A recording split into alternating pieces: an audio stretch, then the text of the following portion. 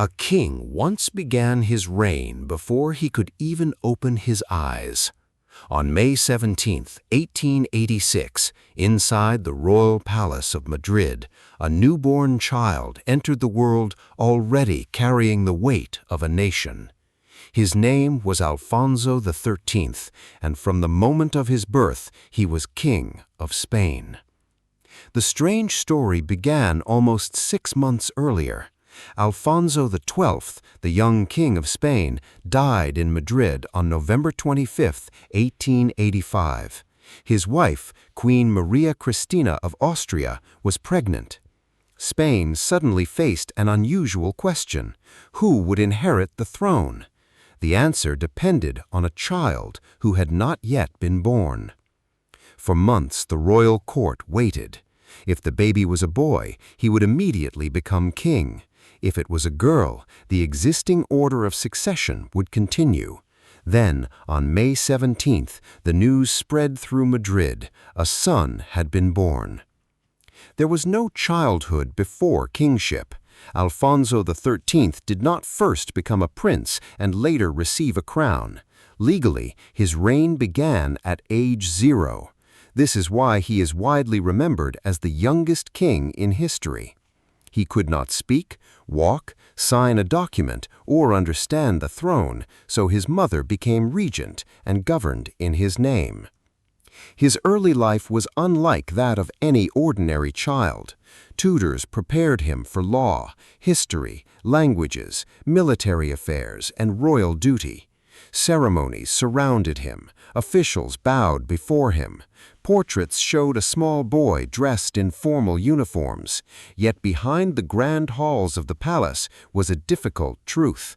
The child was being trained for a role he had never chosen. While Alfonso was growing up, Spain was changing.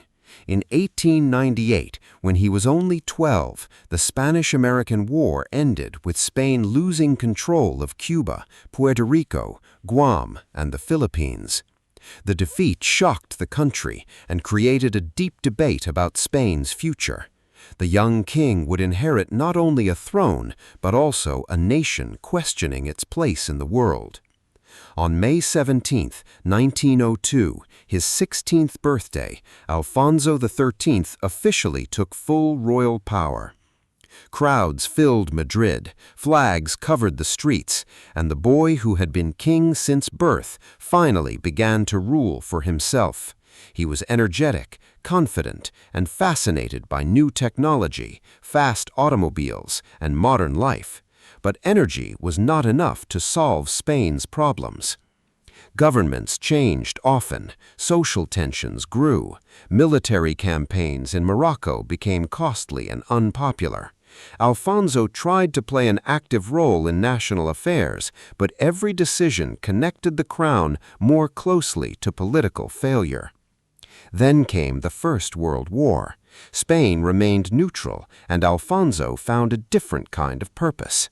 Letters began arriving at the royal palace from families across Europe.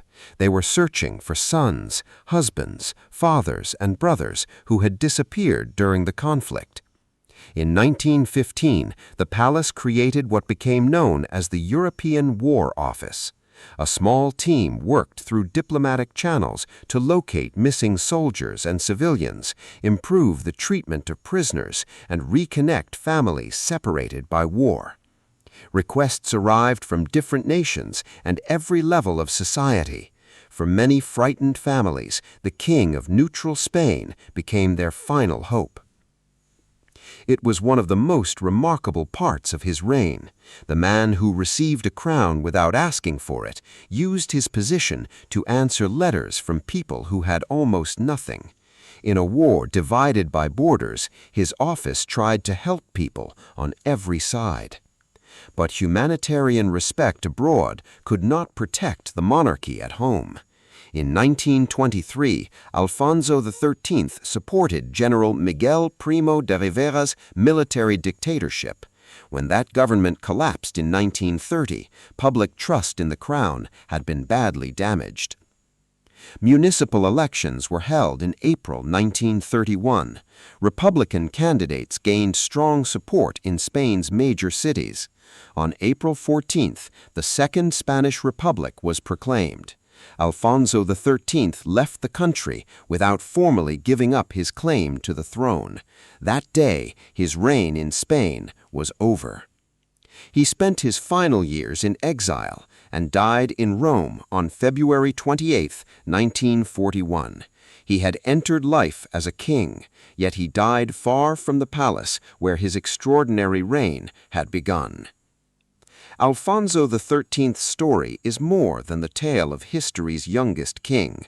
It is a reminder that a crown can be inherited in a single moment, but wisdom, trust, and leadership cannot. The baby who possessed a kingdom before he possessed a name grew into a man who helped strangers across Europe, yet could not save his own throne. If you enjoy stories like this, please follow for more hidden history and untold stories from around the world.